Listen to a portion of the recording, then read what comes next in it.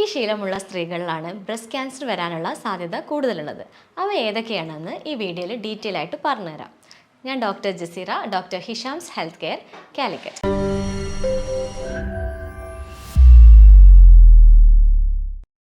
ലോകത്താകമാനമുള്ള cancer രോഗങ്ങളിൽ ശ്വാസകോശാർബുദത്തിന് ശേഷം 2ാം സ്ഥാനമാണ് ബ്രസ്റ്റ് ക്യാൻസറിനുള്ളത്. ക്യാൻസർ ഉണ്ടാകുന്ന മരണങ്ങളിൽ 5ാം സ്ഥാനമാണ് സ്തനാർബുദത്തിനുള്ളത്. ഇന്ത്യയിലെ പഠനങ്ങൾ എടുത്ത് നോക്കുകയാണെങ്കിൽ ഓരോ 4 മിനിറ്റിലും ഒരു സ്ത്രീ ബ്രസ്റ്റ് ക്യാൻസർ ഡയഗ്നോസ് ചെയ്യുന്നുണ്ടെന്നാണ് സ്റ്റഡീസ് പറയുന്നത്. അതുപോലെ ഓരോ 8 മിനിറ്റിലും ഒരു രോഗി സ്തനാർബുദം മൂലം മരണപ്പെടുന്നു എന്നതാണ് കണക്കുകൾ സൂചിപ്പിക്കുന്നത്. അപ്പം നേരത്തെ പറഞ്ഞ ഈ ശീലങ്ങൾ എന്തൊക്കെയാണെന്ന് നമുക്ക് ഡീറ്റെയിൽ ആയിട്ട് നോക്കാം. ഒന്നാമതായിട്ട് ഫുഡ് ഹാബിറ്റ്സ് ആണ്. മറ്റേതൊരു രോഗത്തെ പോലെ തന്നെയും അർബുദത്തിന് കാരണമാകുന്നത് പ്രധാനമായും നമ്മൾ ഫോളോ ചെയ്യുന്ന നമ്മുടെ ഫുഡ് ഹാബിറ്റ്സ് ആയിരിക്കും. നമ്മുടെ ആഹാര ക്രമീകരണത്തിലുള്ള വ്യത്യാസങ്ങളാണ് നമ്മളെ രോഗിയാക്കി മാറ്റുന്നത്. അതിൽ കൂടുതലായിട്ട് പറയുകയാണെങ്കിൽ ഷുഗർ കൺസംഷനാണ്. അതായത് പ്രോസസ്ഡ് ഫുഡ്സ് ധാരാളമായിട്ട് കഴിക്കുക, അതുപോലെ ഫ്രൂട്ട് ജ്യൂസ് ക്യാൻസ് കഴിക്കുക, അതുപോലെ വൈറ്റ് ഫുഡ്സ്, അതായത് വൈറ്റ് റൈസ്, വൈറ്റ് ബ്രെഡ്, ഇതുപോലെയുള്ള ഭക്ഷണങ്ങൾ ധാരാളമായിട്ട് കഴിക്കുന്നതിലൂടെ നമുക്ക് ബ്രസ്റ്റ് ക്യാൻസർ വരാനുള്ള സാധ്യത വളരെ കൂടുതലാണ്. കാരണം എന്താണെന്ന് വെച്ചാൽ നമ്മൾ ഫ്രൂട്ട് ജ്യൂസസ് ഒക്കെ ധാരാളമായിട്ട് കഴിക്കുമ്പോൾ, അതായത് ക്യാൻഡ് ആയിട്ടുള്ള ജ്യൂസസ് കഴിക്കുമ്പം ഇത് നമ്മുടെ ഫാറ്റ് ഡെപ്പോസിഷൻ കൂടുതലായിട്ട് നമ്മുടെ ശരീരത്തിൽ ഉണ്ടാകും. അപ്പോൾ നമ്മുടെ ഇൻഡൈജഷൻ ഉണ്ടാകും. അതുപോലെ ലിവറിൽ ഫാറ്റ് ഡെപ്പോസിഷൻ കൂടിയിട്ട് അതിൻ്റെ ഇമ്പയർമെൻറ്റ് ഉണ്ടാകും. ലിവർ പ്രോപ്പറായിട്ട് ഫങ്ഷൻ ചെയ്യാത്ത ഒരവസ്ഥ വരും. അങ്ങനെ അത് നമ്മുടെ ഹോർമോണിലെ ഇംബാലൻസ് ചെയ്തിട്ട് ഈസ്ട്രജൻ്റെ ഡോമിനൻസ് കൂടുതലാവാനുള്ള സാധ്യതയുണ്ട്. രണ്ടാമത്തേതെന്ന് പറയുന്നത് ലാക്ക് ഓഫ് എക്സസൈസ് ആണ്. നമ്മൾ ഫുഡ് കഴിക്കുന്നത് പോലെ നമ്മൾ പ്രോപ്പറായിട്ട് എക്സസൈസ് ചെയ്തിട്ടില്ല എങ്കിൽ, അതായത് റെഗുലർ ആയിട്ടുള്ള ഒരു എക്സസൈസ് പാറ്റേൺ നമ്മൾ ഫോളോ ചെയ്യുന്നില്ല, സെഡൻഡറി ലൈഫാണ് നമ്മൾ ഫോളോ ചെയ്യുന്നതെങ്കിൽ അതും ബ്രസ്റ്റ് ക്യാൻസർ വരാനുള്ള സാധ്യതകളിൽ ഒന്നാണ്. മറ്റൊന്ന് പറയുന്നത് സ്ലീപ്പ് ഇല്ലാത്തൊരവസ്ഥയാണ്. ഒരു ഉറക്കം 6 മുതൽ 8 മണിക്കൂർ വരെയുള്ള പ്രോപ്പറായിട്ടുള്ള ഡീപ്പ് സ്ലീപ്പ് നമ്മൾ ഉറപ്പുവരുത്തണം. അങ്ങനെ ഇല്ലാത്തവർക്ക് സ്ട്രെസ്സ് കൂടാനും സാധ്യതയുണ്ട്. അതുപോലെ അതുവഴി ബ്രസ്റ്റ് ക്യാൻസർ പോലെയുള്ള മറ്റെല്ലാ ക്യാൻസർ പോലെ തന്നെയും ബ്രസ്റ്റ് ക്യാൻസർ വരാനുമുള്ള സാധ്യത കൂടുതലാണ്. അതുപോലെ മറ്റൊരു കാരണമാണ് സ്മോക്കിംഗ്, അല്ലെങ്കിൽ അതുപോലെ തന്നെ ആൽക്കഹോളിസം. സ്ഥിരമായിട്ട് സ്മോക്കിംഗ് ഹാബിറ്റ് ഉള്ളവർ, അല്ലെങ്കിൽ സ്ഥിരമായിട്ട് റെഗുലറായിട്ട് ആൽക്കഹോൾ കൺസംഷൻ ചെയ്യുന്ന ആളുകൾക്കും ബ്രസ്റ്റ് ക്യാൻസർ വരാനുള്ള സാധ്യതയുണ്ട്. ഈ കേസ് എടുത്ത് നോക്കുകയാണെങ്കിൽ സ്ത്രീകളിലും മാത്രമല്ല, ചെറിയൊരു ശതമാനം പുരുഷന്മാരിലും ബ്രസ്റ്റ് ക്യാൻസർ ഇപ്പോൾ കണ്ടുവരുന്നുണ്ട്. കൂടുതലായിട്ടും സ്മോക്കിംഗ്, ആൽക്കഹോൾ കൺസംഷനൊക്കെ ഉള്ള ആളുകൾക്കാണ് പുരുഷന്മാരിൽ ബ്രസ്റ്റ് ക്യാൻസർ കൂടുതലായിട്ട് കാണുന്നത്.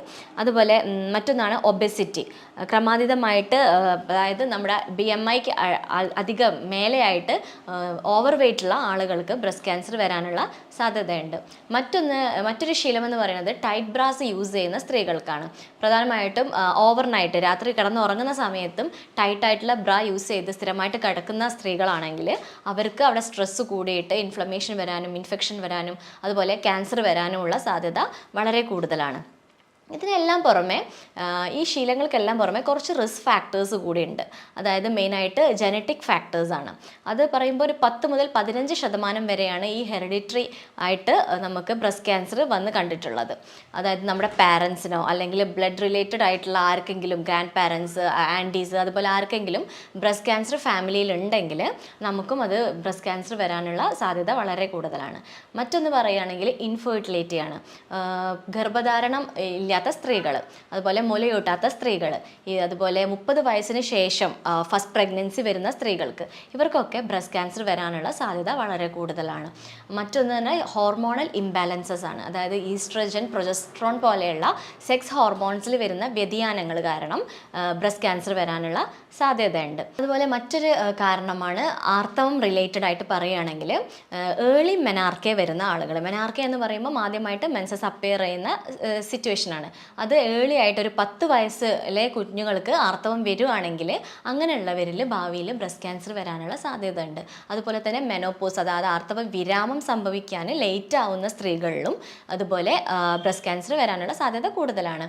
അതുപോലെ മറ്റൊരു കാരണം എന്ന് പറയുന്നത് സ്ഥിരമായിട്ട് കോൺട്രാസെപ്റ്റീവ് പിൽസ് യൂസ് ചെയ്യുന്ന സ്ത്രീകൾ, അതുപോലെ ഹോർമോൺ റീപ്ലേസ്മെൻറ്റ് തെറാപ്പി, എസ്പെഷ്യലി മെനോപോസിൻ്റെ സമയത്ത്, ആർത്തവ വിരാമത്തിൻ്റെ സമയത്ത് ചെയ്യുന്ന ഹോർമോൺ റീപ്ലേസ്മെൻറ്റ് തെറാപ്പി മൂലം ബ്രസ്റ്റ് ക്യാൻസർ വരാനുള്ള സാധ്യത വളരെ കൂടുതലാണ്. ഇത്രയും ശീലങ്ങൾ, അതുപോലെ ഇത്രയും റിസ്ക് ഫാക്ടേഴ്സ് മൂലമാണ് ഇപ്പോൾ ഇന്ത്യയിൽ, പ്രധാനമായിട്ടും നമ്മുടെ നാട്ടിൽ ബ്രസ്റ്റ് ക്യാൻസേഴ്സ് കൂടുതലുള്ള കാരണം. ഇനി ഇതിൻ്റെ ലക്ഷണങ്ങൾ എന്തൊക്കെയാണെന്ന് നോക്കാം. ഒന്നാമത്തെ ലക്ഷണം എന്ന് പറയുന്നത് മുഴയാണ്. അതായത് ചെറിയ കല്ലിപ്പോ തടിപ്പോ നമ്മുടെ ബ്രസ്റ്റിൽ കാണപ്പെടുക. അത് ചിലപ്പം അത്ര വിസിബിൾ ആയിക്കൊള്ളണമെന്നില്ല. അപ്പോൾ നമ്മൾ പ്രോപ്പറായിട്ടുള്ള ഒരു എക്സാമിനേഷനാണ് ഇവിടെ ചെയ്യേണ്ടത്. അതായത് നമ്മുടെ വലത്തെ ഭാഗത്തെ ബ്രസ്റ്റ് ആണെങ്കിൽ വലത്തെ കൈ തലയുടെ പിറകിലായിട്ട് വെച്ചിട്ട് ലെഫ്റ്റ് ഹാൻഡിലെ 4 ഫിംഗേഴ്സ് ഉപയോഗിച്ചിട്ടാണ് നമ്മൾ എക്സാമിനേഷൻ ചെയ്യേണ്ടത്.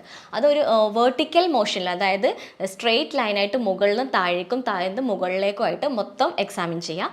അതുപോലെ തന്നെ സർക്കുലർ മോഷനിൽ ക്ലോക്ക് വൈസും അതുപോലെ തന്നെ ആൻറ്റി ക്ലോക്ക് വൈസ് ഡിറക്ഷനിലായിട്ട് എല്ലാ ഭാഗവും ഒരുപോലെ എക്സാമിൻ ചെയ്യുമ്പം ഹിഡൻ ആയി കിടക്കുന്ന എന്തെങ്കിലും കല്ലിപ്പോ മുഴകളോ ഉണ്ടെങ്കിൽ നമുക്കത് ഐഡൻറ്റിഫൈ ചെയ്യാൻ പറ്റും. ഒരു 20 ഇയേഴ്സിന് ശേഷം 20 വയസ്സിന് ശേഷം എല്ലാ സ്ത്രീകളും ഈ എക്സാമിനേഷൻ മന്ത്ലി വൺസ് എങ്കിലും ചെയ്യേണ്ടതായിട്ടുണ്ട്. പിന്നെ പറയുകയാണെങ്കിൽ രണ്ടാമത്തെ ലക്ഷണം എന്ന് പറയുന്നത് നിപ്പിൾ ഉള്ളിലേക്ക് വലിഞ്ഞു പോകുന്ന ഒരവസ്ഥയാണ്. ചില സ്ത്രീകളിൽ ജന്മന അല്ലെങ്കിൽ ഒരു വളർച്ച വെക്കുന്ന പ്രായം മുതൽ നിപ്പിൾ ഉള്ളിലേക്ക് വലിഞ്ഞിട്ടിരിക്കുന്നതായിട്ട് കാണാം. അത് പക്ഷേ പേടിക്കാനൊന്നുമില്ല, നോർമലായിട്ടുള്ള ഒരു കാര്യമാണ്. പക്ഷേ പെട്ടെന്ന് യൂഷ്വലി പുറത്തേക്ക് നിപ്പിൾ നിന്നുള്ള സ്ത്രീകളിൽ പെട്ടെന്ന് ഒരു ദിവസം വേദനയോട് കൂടിയിട്ട് നിപ്പിൾ ഉള്ളിലേക്ക് വലിഞ്ഞു പോകുന്ന ഒരു അവസ്ഥ കാണുവാണെങ്കിൽ അത് നമ്മൾ ശ്രദ്ധിക്കണം. അത് ക്യാൻസറസ് ആയിട്ടുള്ള ഒരു ലക്ഷണമായിരിക്കാം. അപ്പോൾ നമ്മൾ എത്രയും പെട്ടെന്ന് ഡോക്ടറെ സമീപിക്കേണ്ടതാണ്. മറ്റൊന്ന് പറയുന്നത് സ്കിന്നിൻ്റെ, അതായത് നിപ്പിളിൻ്റെ സ്കിന്നിൽ വരുന്ന എന്തെങ്കിലും കളർ ചേഞ്ചസ്, നീല കളർ വരിക അല്ലെങ്കിൽ റെഡായിട്ട് ഇൻഫ്ലെയിംഡ് ആയിട്ട് ഇരിക്കുക, അങ്ങനെയുള്ള ചേഞ്ചസ്. അതുപോലെ ചെറിയ ചെറിയ കുരുക്കൾ വരിക, ഏരിയോള, അതായത് നിപ്പിളിന് ചുറ്റും കാണുന്ന കറുത്ത ഒരു സർക്കുലാർ ഏരിയക്കാണ് നമ്മൾ ഏരിയോള എന്ന് പറയുന്നത്. ഇവിടെ എന്തെങ്കിലും ചെറിയ കുരുക്കൾ വരിക, ചൊറിച്ചിൽ വരിക, തിണർപ്പ് വരിക, ഇതൊക്കെ നമ്മൾ ശ്രദ്ധിക്കേണ്ട കാര്യമാണ്. നേരത്തെ പറഞ്ഞ മുഴയുടെ കേസ് എടുത്ത് നോക്കുകയാണെങ്കിൽ പണ്ടൊക്കെ പറയുമായിരുന്നു ഈ മുഴ ഒരു ഭാഗത്ത് ഫിക്സഡ് ആയിട്ട് നിൽക്കുകയാണെങ്കിൽ മാത്രമാണ് നമ്മൾ പേടിക്കേണ്ടത്. മൂവബിൾ ആയിട്ടുള്ള, അതായത് കൈകൊണ്ട് നമുക്ക് മൂവ് ചെയ്യാൻ പറ്റുന്ന മുഴകളാണെങ്കിൽ അത് ക്യാൻസറസ് അല്ല, ഫൈബ്രോ അഡിനോമ പോലെയുള്ള ബിനൈൻ കണ്ടീഷൻസ് ആണ് എന്ന് പണ്ട് പറയായിരുന്നു. പക്ഷേ ഇപ്പോൾ റീസെൻറ്റ് സ്റ്റഡീസ് പറയുന്നത് എന്താണെന്ന് വെച്ചാൽ ക്യാൻസറസ് ആയിട്ടുള്ള മുഴകളും ഇങ്ങനെ മൂവബിൾ ആയിട്ട് വരുന്നുണ്ട്. അപ്പം എന്ത് തരത്തിലുള്ള മുഴകളാണെങ്കിലും നമ്മൾ നിർബന്ധമായിട്ടും ഡോക്ടറെ അപ്രോച്ച് ചെയ്യേണ്ടതാണ്. പിന്നെ ഒന്ന് പറയുകയാണെങ്കിൽ സ്കിന്നിൽ നേരത്തെ പറഞ്ഞ പോലെ പ്യൂഡി ലൈക്ക് ഓറഞ്ച് എന്നാണ് പറയുക. അതായത് ഓറഞ്ചിൻ്റെ തൊലി പുറത്ത് കാണുന്ന പോലെയുള്ള ഒരു സ്കിന്ന്, അതായത് കുഴികൾ പോലെ സ്കിന്നിൽ മുഴുവനായിട്ട് ഒരു കുഴി പോലെ അപ്പിയർ ആവുക, അല്ലെങ്കിൽ ചുരുങ്ങി പോകുന്ന ചുക്കി ചുളിഞ്ഞ പോലെ സ്കിന്ന് വരിക, അതൊക്കെ ക്യാൻസറസ് ആയിട്ടുള്ള ട്യൂമേഴ്സിൻ്റെ ലക്ഷണങ്ങളാണ്. പിന്നെ ഇത് നമ്മൾ എക്സാമിൻ ചെയ്യാമെന്ന് പറഞ്ഞ പോലെ 20 വയസ്സിന് ശേഷം നമ്മൾ പറഞ്ഞു ഡെയിലി നമ്മൾ മന്ത്ലി വൺസ് നമ്മൾ ഇത് എക്സാമിൻ ചെയ്യേണ്ടതാണ്. അതുപോലെ 40 വയസ്സിന് ശേഷം എല്ലാ സ്ത്രീകളും നിർബന്ധമായിട്ടും മാമോഗ്രാം എടുക്കൽ നിർബന്ധമാണ്. അതിൽ വരുന്നൊരു മിത്ത് എന്താണെന്ന് വെച്ചാൽ മിക്ക സ്ത്രീകൾക്കും പേടി എന്താണെന്ന് വെച്ചാൽ ഇതുപോലെ മാമോഗ്രാം പോലെയുള്ള ടെസ്റ്റുകൾ ചെയ്യുമ്പം അതിൻ്റെ റേഡിയേഷൻ വഴി ക്യാൻസർ വരാനുള്ള സാധ്യത ഉണ്ടോ എന്ന് പലരും ചോദിക്കാറുണ്ട്.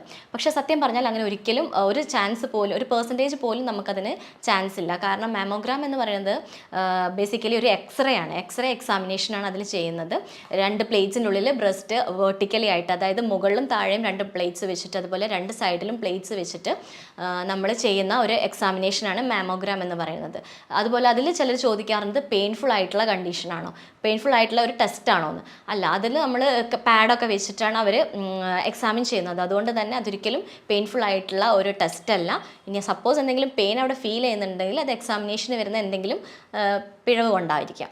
അപ്പം അങ്ങനെയുള്ള മാമോഗ്രാം നമ്മൾ 40 വയസ്സിന് ശേഷം എല്ലാ വർഷവും വർഷത്തിലൊരിക്കൽ എല്ലാ സ്ത്രീകളും ചെയ്യൽ വളരെ നിർബന്ധമായിട്ടുള്ള ഒരു കാര്യമാണ്.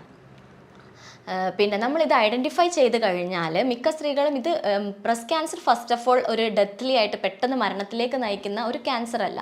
ഏർലി തന്നെ നമ്മളിത് ഡയഗ്നോസ് ചെയ്ത് അതിന് വേണ്ട ട്രീറ്റ്മെൻറ്റ് എടുക്കുകയാണെങ്കിൽ പെട്ടെന്ന് കുറഞ്ഞ കാലം കൊണ്ട് തന്നെ നമുക്ക് ഇതിൽ നിന്ന് റിക്കവറായിട്ട് വരാൻ സാധിക്കും. ഇനീഷ്യലി നമ്മൾ ചില മെഡിക്കേഷൻസ് വഴി മരുന്നുകൾ കൊണ്ട് മാത്രം തന്നെ നമുക്കിത് മാറ്റിയെടുക്കാൻ സാധിക്കും. അതല്ല കുറച്ചൊരു സ്റ്റേജ് കഴിയുമ്പോഴേക്ക് സർജിക്കലി നമുക്ക് ആ ലംബ്, അതായത് മുഴകളാണെങ്കിൽ ആ മുഴകൾ റിമൂവ് ചെയ്തിട്ട് നമുക്ക് കീമോതെറാപ്പി റേഡിയേഷനൊക്കെ കൊടുത്തിട്ട് ഇത് പൂർണ്ണമായിട്ടും മാറ്റിയെടുക്കാൻ സാധിക്കും. അതിലും കുറച്ചുകൂടി അഡ്വാൻസ്ഡ് ആയിട്ടുള്ള ഒരു സ്റ്റേജിലാണ് നമ്മളിത് റെക്കഗ്നൈസ് ചെയ്യുന്നതെങ്കിൽ നമുക്ക് ബ്രസ്റ്റ് റിമൂവ് ചെയ്യേണ്ടതായിട്ട് വരും. അപ്പം ഈ ഒരു കണ്ടീഷനിൽ സ്ത്രീകളെ ഏറ്റവും ബാധിക്കുന്നത് മെൻ്റലിയാണ്. അവരെ സംബന്ധിച്ചിടത്തോളം അവരുടെ ഒരു ഐഡൻറ്റിറ്റിയാണ് ബ്രസ്റ്റ് എന്ന് പറയുന്നത് അല്ലേ. അപ്പം അവർക്ക് ഇത് റിമൂവ് ചെയ്യുന്നതോടുകൂടി അവർ ഫിസിക്കലി അല്ല മെൻ്റലി ആണ് ഭയങ്കരമായിട്ട് ഡൗൺ ആയിട്ട് പോവുക. അപ്പോൾ ഇങ്ങനെയുള്ള സ്റ്റേജസിൽ സ്ത്രീകൾക്ക് പ്രോപ്പറായിട്ടുള്ള ഒരു ബോധവൽക്കരണം കൊടുക്കുക എന്നുള്ളതാണ് മെയിനായിട്ട് നമ്മൾ ചെയ്യേണ്ടത്. അവരെ അഡ്വൈസ് ചെയ്യാം.